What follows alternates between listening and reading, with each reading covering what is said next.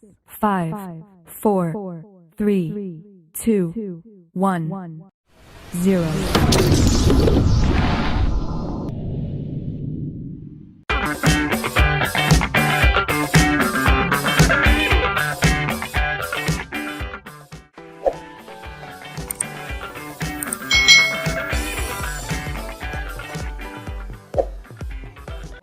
Hai hai hai, selamat datang di channel YouTube Kak Citra.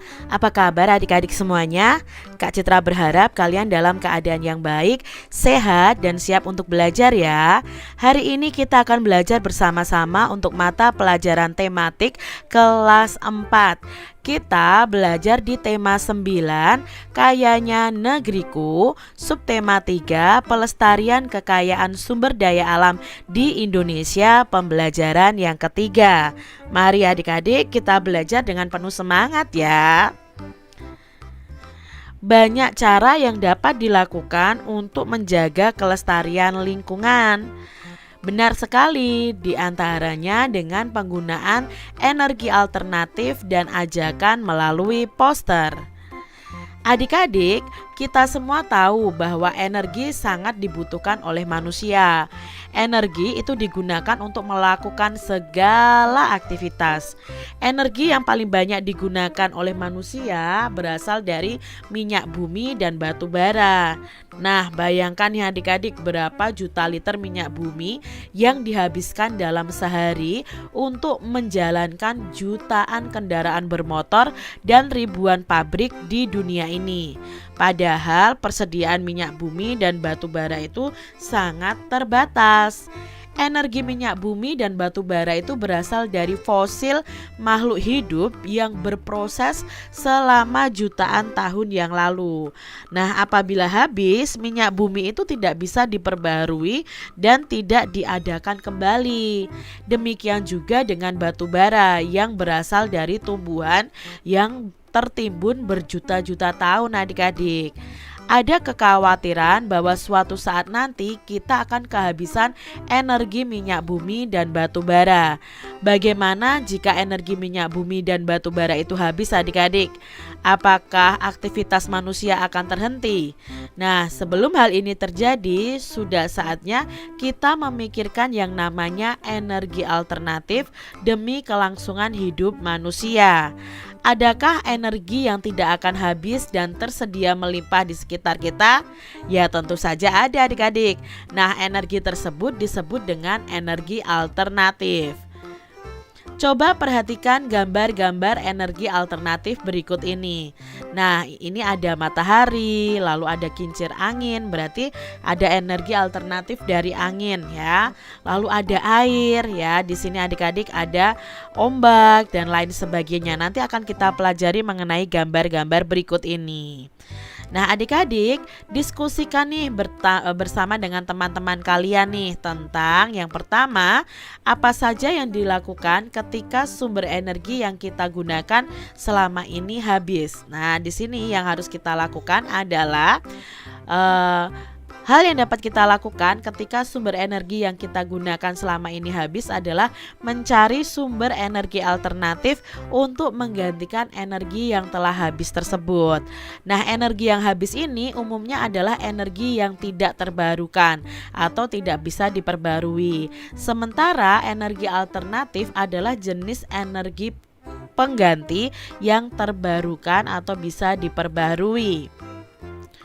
Tulislah yang kamu ketahui nih adik-adik tentang energi alternatif.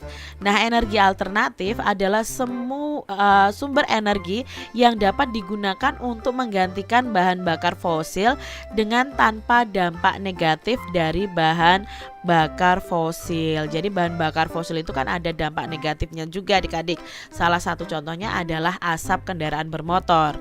Manusia itu memerlukan sumber energi lain atau energi alternatif untuk memenuhi kebutuhannya. Wah, Kak Citra agak belibet ya adik-adik ya. Sumber energi alternatif itu berasal dari sumber energi yang dapat diperbarui. Contohnya sinar matahari, angin, air, panas bumi, gelombang laut, dan biomasa. Mari kita mencari tahu lebih lanjut mengenai sumber energi alternatif ini. Nah, sumber energi alternatif merupakan sumber energi yang bukan sumber energi tradisional, yaitu bahan bakar fosil seperti batu bara, minyak, dan gas alam. Sumber energi alternatif yang dikembangkan saat ini itu memanfaatkan sumber energi yang tersedia di alam dan tidak akan habis. Contohnya matahari, angin, air, dan panas bumi. Energi alternatif yang pertama adalah dari matahari adik-adik. Matahari ini merupakan sumber energi utama di bumi. Hampir semua energi yang berada di bumi itu berasal dari matahari. Nah, energi panas yang dihasilkan itu dapat digunakan untuk memanaskan ruangan, memanaskan air, dan keperluan lainnya. Pada saat ini, sel-sel surya sudah biasa dijumpai di atap-atap rumah sakit, dan hotel-hotel. Nah, sel-sel surya ini akan menghasilkan energi listrik dari panas matahari adik-adik. Yang kedua adalah energi alternatif dari angin. Nah, angin adalah gerakan udara di permukaan bumi yang terjadi karena perbedaan tekanan udara. Angin telah dimanfaatkan sejak dahulu sebagai sumber energi pada perahu layar dan kincir angin tradisional. Saat ini energi angin ini digunakan untuk menghasilkan listrik adik-adik melalui alat yang disebut dengan aerogenerator. Ini ya, angin adik-adik, sumber energi alternatif yang kedua. Sumber energi alternatif yang ketiga adalah air. Nah, air yang deras merupakan sumber energi gerak. Energi ini bisa dimanfaatkan sebagai pembangkit tenaga listrik atau PLTA. Oleh karena itu, PLTA itu dibuat di bendungan air di tempat yang tinggi. Air yang di bendung tersebut kemudian dialirkan menurun sehingga akan mengalir seperti air terjun yang deras. Energi gerak dari air tersebut digunakan untuk memutar yang namanya generator pembangkit listrik. Energi alternatif yang keempat adalah panas bumi. Energi panas bumi ini adalah energi geotermal, merupakan energi yang berasal dari panas yang disimpan di bawah permukaan bumi kita adik-adik. Bumi yang berbentuk seperti bola sesungguhnya tersusun dari lapisan-lapisan. Nah, pusat bumi itu terbentuk dari lapisan batuan yang sangat panas. Hal itu menunjukkan bahwa bumi ini merupakan sumber energi panas yang sangat besar. Pengembangan energi geotermal atau panas bumi ini saat ini tuh hanya layak di daerah dekat lempeng tektonik. Ini juga menjadi alasan hanya ada 24 negara di dunia yang memanfaatkan energi panas bumi saat ini, termasuk di Indonesia juga sudah mulai ada adik-adik. Energi alternatif yang berikutnya adalah gelombang air laut. Gelombang air laut itu saat memecah di pantai akan menghasilkan banyak energi. Nah, dari energi gelombang air laut ini bisa diubah menjadi energi listrik. Energi alternatif berikutnya adalah bahan bakar bio. Apa itu bahan bakar bio? Yuk kita cari tahu. Nah, bahan bakar bio merupakan bahan bakar yang berasal dari makhluk hidup, baik hewan maupun tumbuhan adik-adik. Bahan bakar bio yang berasal dari tumbuhan diantaranya adalah tumbuhan yang berbiji yang mengandung minyak seperti bunga matahari, jarak, kelapa sawit, kacang tanah, dan kedelai. Bahan bakar tersebut dikenal dengan biodiesel adik-adik ya. Nah, biodiesel ini dapat digunakan untuk bahan bakar menggantikan solar. singkong, ubi, jagung, dan sagu dapat diubah menjadi bioetanol. Nah, bioetanol ini nanti dapat menggantikan bensin atau premium adik-adik. Kalau tadi ya biodiesel itu menggantikan solar, kalau bioetanol itu menggantikan bensin atau premium. Bahan bakar bio juga dapat berasal dari kotoran hewan. Bahan bakar tersebut dikenal dengan biogas ya. Kalau bioetanol dan diesel tadi berasal dari tanaman, tapi kalau berasal dari kotoran hewan itu namanya adalah biogas.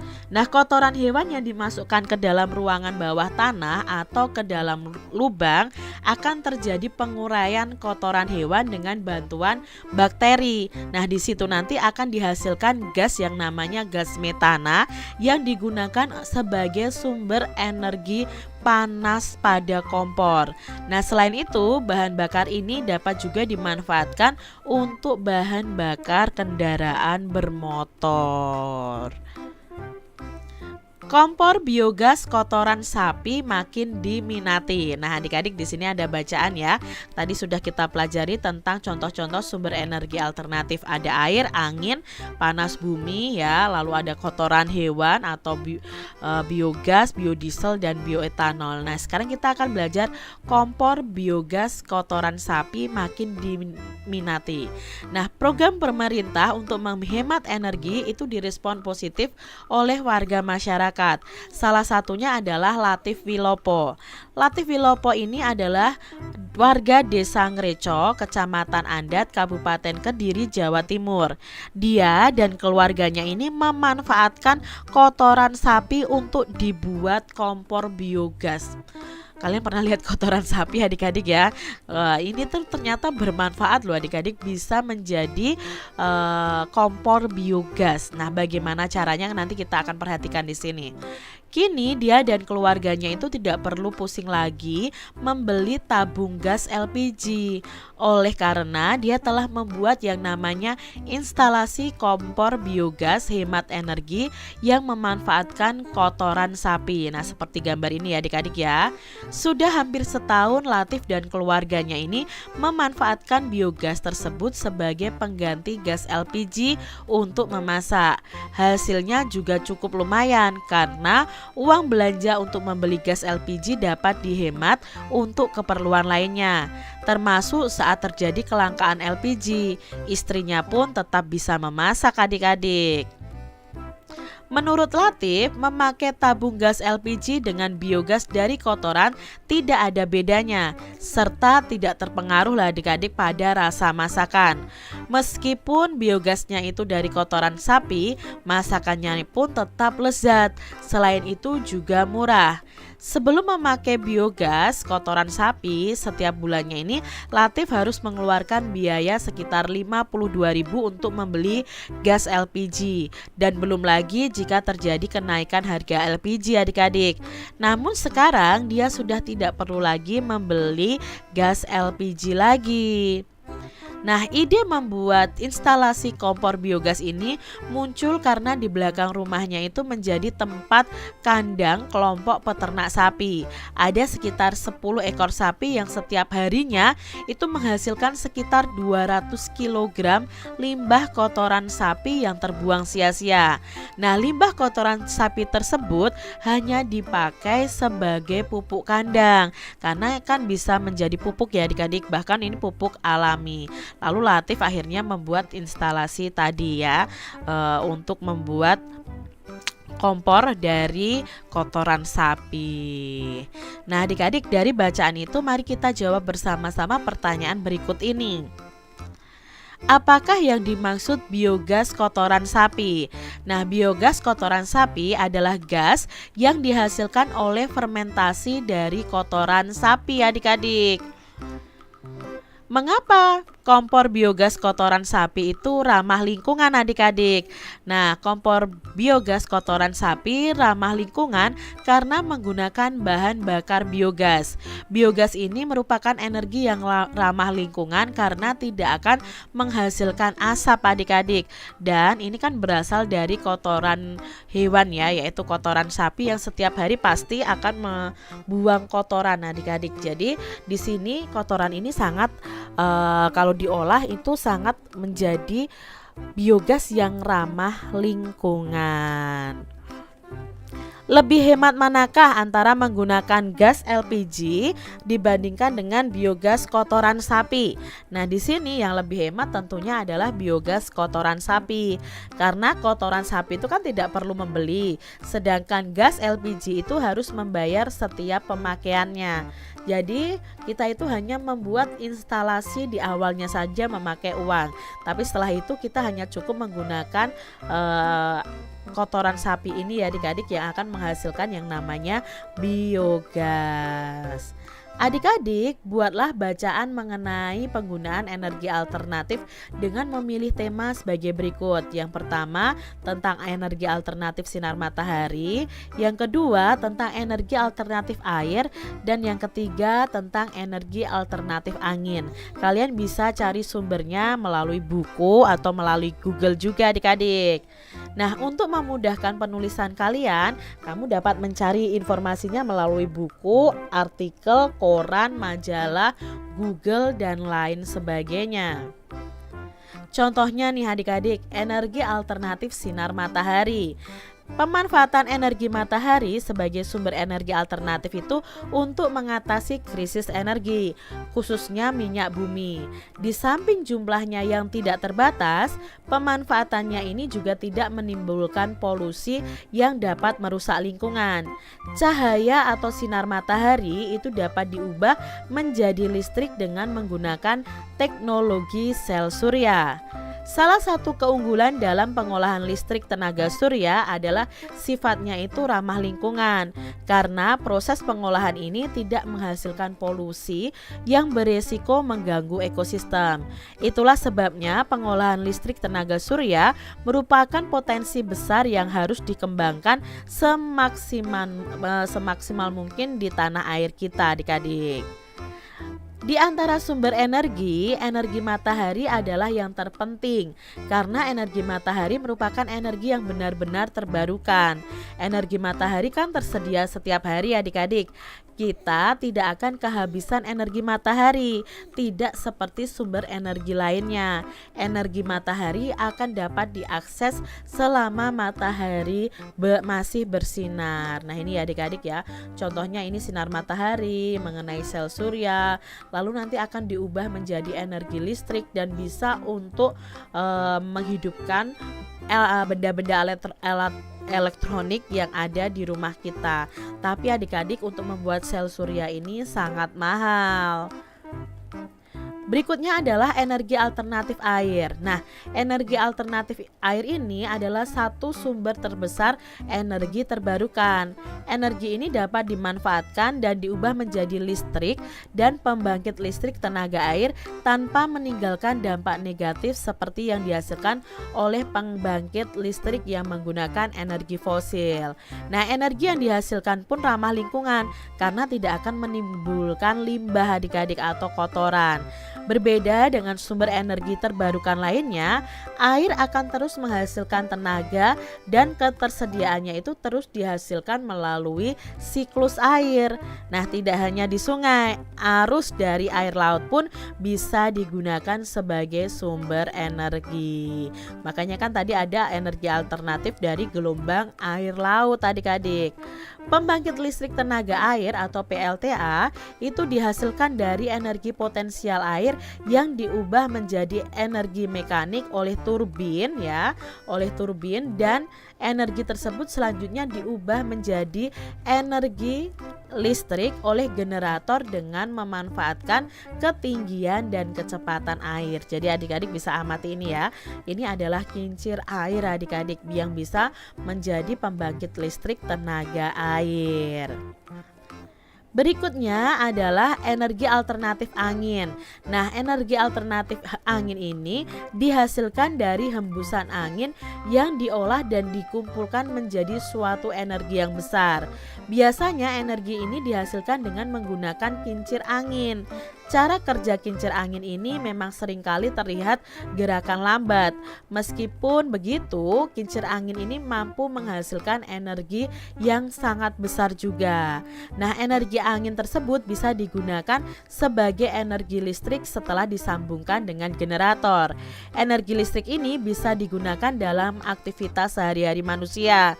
Bahkan, energi dengan kekuatan angin ini lebih ramah lingkungan dibandingkan dengan energi alternatif lain karena sama sekali tidak menimbulkan limbah.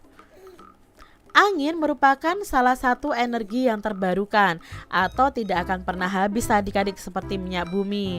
Energi angin ini merupakan energi yang ramah lingkungan dan tidak menimbulkan dampak negatif.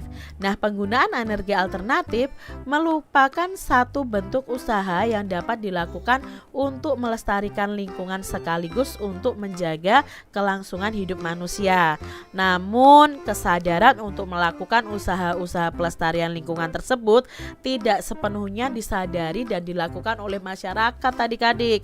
Bahkan ada sebagian masyarakat itu yang berperilaku tidak bertanggung jawab yang mengakibatkan kerusakan lingkungan. Adik-adik, carilah nih informasi dari data ya atau dari berbagai sumber mengenai pencemaran yang mengakibatkan perubahan lingkungan. Lalu analisislah nih penyebab atau perilaku dan benda serta akibatnya adik-adik dari pencemaran lingkungan ini. Nah, di sini ada pemakaian benda atau zat yang dapat mengakibatkan perubahan pada alam. Misalnya menggunakan pupuk kimia. Sebabnya apa? Penggunaan yang berlebihan dalam jangka panjang akibatnya akan mengurangi kesuburan tanah serta menurunkan produktivitas pertanian. Sifat dari pupuk kimia yang dipakai berlebihan itu bisa merusak. Sekarang ada deterjen ya, deterjen untuk mencuci pakaian kita. Kalau pemakaian deterjennya berlebihan, akibatnya apa? Akan terjadi pencemaran pada tanah dan air. Sifatnya apa di sini? Nah, sifatnya itu merusak. Lalu ada DDT. Nah, ini termasuk dalam salah satu pestisida yang digunakan untuk tumbuhan adik-adik ya, membunuh hama tumbuhan. Tetapi kalau penggunaan pestisida ini berlebihan, maka akibatnya apa? Larutan dalam lemak dapat berpindah ke tubuh manusia. Jadi larutan dalam tumbuhan itu akan berpindah ke tubuh manusia kalau kita tidak mengolah makanan yang berasal dari tumbuhan ya. Itu dengan baik dan mencucinya dengan bersih adik-adik. Nah, sifatnya ini bisa merusak. Lalu berikutnya ada zat CFC atau klorofluorokarbon. Nah, ini penyebabnya adalah penggunaan gas pendingin yang ada pada AC. Karena kalau kalian memakai AC itu mengeluarkan namanya CFC. Nah, jika kadar CFC itu terlalu tinggi, maka lapisan ozon yang melapisi bumi kita itu akan semakin tipis dan bahkan bisa berlubang. Kalau berlubang, otomatis sinar matahari yang langsung itu akan ke bumi dan bumi akan menjadi panas adik-adik, semakin panas. Nah, saat ini bumi kita itu kan terlindungi oleh lapisan ozon. Jadi cahaya matahari itu ada cahaya beta, cahaya gamma, alfa. Nah, cahaya UVB, UVA. Nah, seperti itu. Ada bagian dari sinar matahari itu yang baik untuk manusia dan ada yang tidak. Nah, itu bisa difilter dengan lapisan ozon. Tapi kalau lapisan ozonnya tidak ada, ya otomatis tidak bisa difilter. Cahaya matahari itu langsung menuju ke bumi. Nah, ini sifatnya juga merusak. Lalu ada zat yaitu bahan peledak untuk menangkap ikan. Nah, apa akibatnya? Ya, ikan-ikan kecil ikut mati terkena ledakan. Bahkan terumbu karang di laut juga akan rusak. Nah, ini sifatnya adalah merusak. Jadi ini adalah pemakaian benda atau zat yang dapat mengakibatkan perubahan pada alam.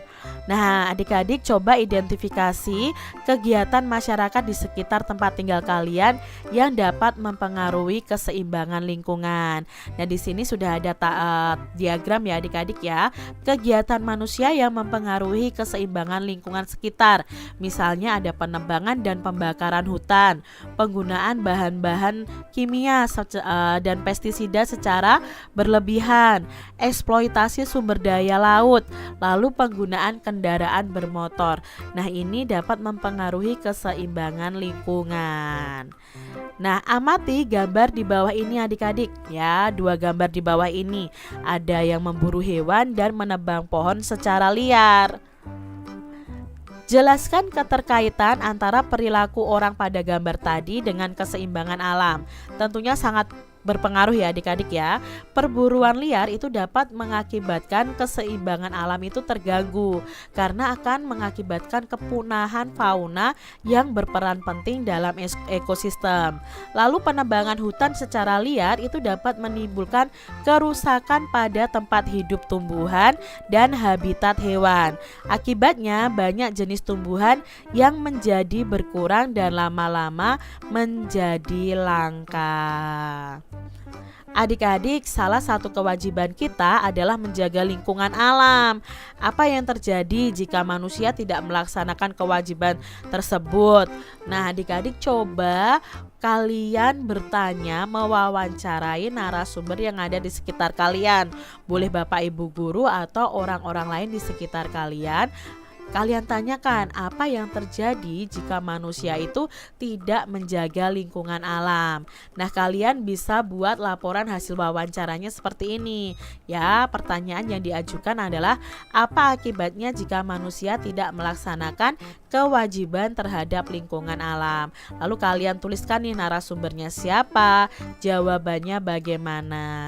Nah, kesimpulan dari wawancara ini, jika manusia tidak melaksanakan kewajibannya terhadap alam, maka kehidupan manusia juga akan terganggu.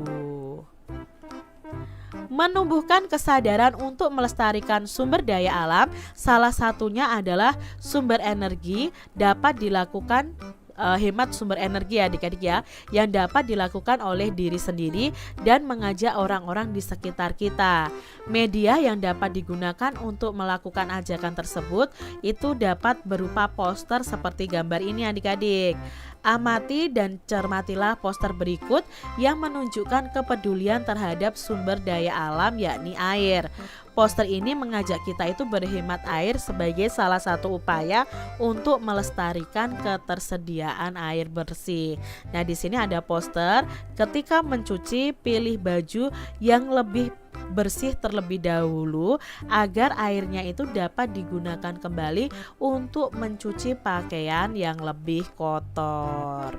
Nah, adik-adik, salah satu cara untuk menjaga kelestarian alam adalah memanfaatkan kembali barang-barang bekas. Ayo kita manfaatkan bersama barang-barang bekas adik-adik. Sekarang kamu bisa berkreasi nih dengan barang-barang bekas. Hal itu digunakan untuk memanfaatkan barang bekas atau yang sudah tidak terpakai lagi sehingga mempunyai nilai jual yang lebih tinggi. Adik-adik bisa membuat figura foto dari kardus, lalu lampion dari botol plastik bekas, bunga dari sedotan atau hiasan kain perca lainnya. Nah, banyak sekali idenya bukan? Adik-adik bisa pelajari ya, cari tahu di YouTube cara membuat lampion dari botol bekas, membuat figura foto dari kardus dan lain sebagainya. Demikian tadi adik-adik pembahasan kita di tema 9, subtema 3 pembelajaran yang ketiga. Semoga video pembelajaran ini bermanfaat untuk adik-adik semuanya. Dan sampai jumpa lagi di video pembelajaran Kak Citra selanjutnya. Tuhan memberkati. Jangan lupa tekan tombol subscribe, lalu tekan loncengnya, tekan juga tombol like, lalu share ke media sosial kalian. Jangan lupa untuk ikuti media sosial Kak Citra. Terima kasih.